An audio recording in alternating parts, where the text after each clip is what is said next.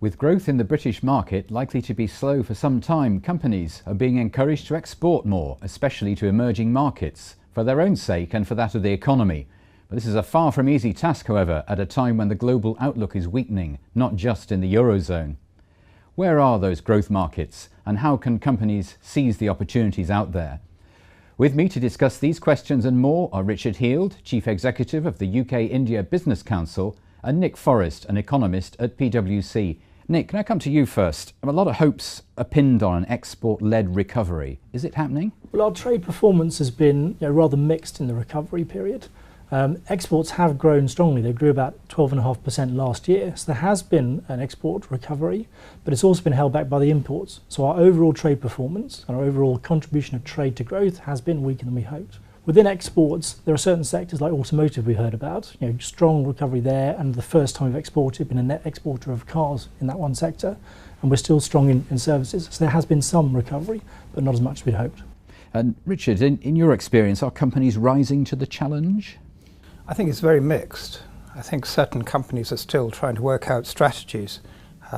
Certainly the large multinational companies are looking at opportunities abroad and trying to rationalise and come to terms with how they should position themselves.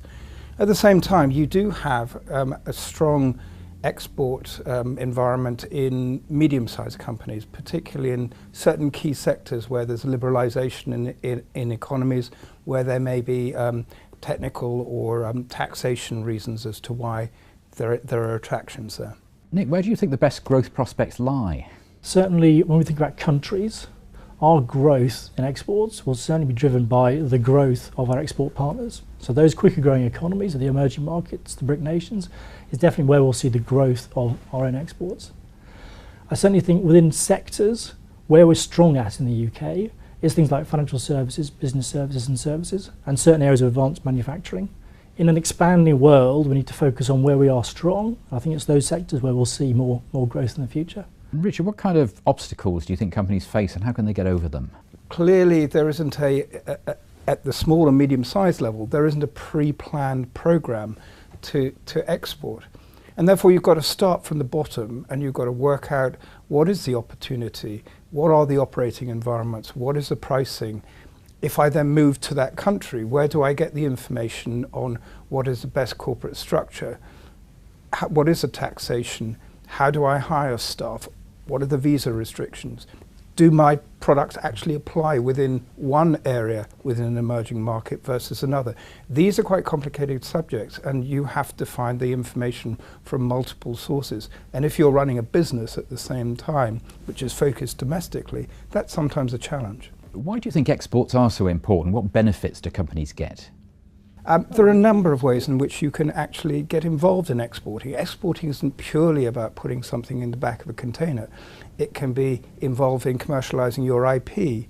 It can be moving your actual manufacturing to a low-cost environment which allows you access to other markets, not just in the low cost. So there are a huge number of different environments. The other point I think that is worth making is that emerging markets are doing just that. They are emerging. They are developing their own industries.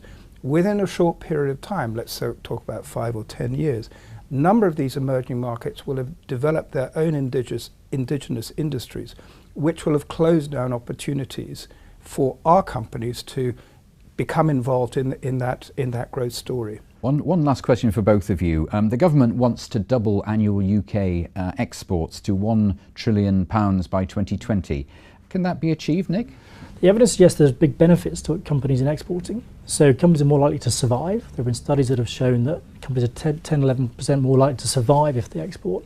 They're also likely to have a better performance. And often the returns to a new export strategy can arrive within 6 months. A recent Barclays study showed that. So if we focus on those benefits, I think government can get behind SMEs and exporters to bring through those benefits. To your point about £1 trillion, that's a big increase on the current amount of exports. I think there's a lot of growth potential, but we're going to need a big increase in certainly SME and middle-sized company involvement in exporting to achieve that. And Richard, do you think it can be achieved? I think it can be achieved. I mean, in India, for instance, we have seen in absolute terms an increase of 40%, 50%.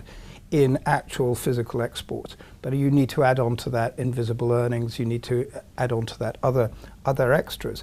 I think it also is going to be dependent to a large extent on the continuing liberalisation within the emerging markets. For instance, we are very much a service economy. The financial services sector outside the window is restricted within India. Liberalisation in professional and financial services would open up a lot of opportunities for the UK and would allow us to achieve a very much greater level of penetration than we do at the current moment with just physical exports.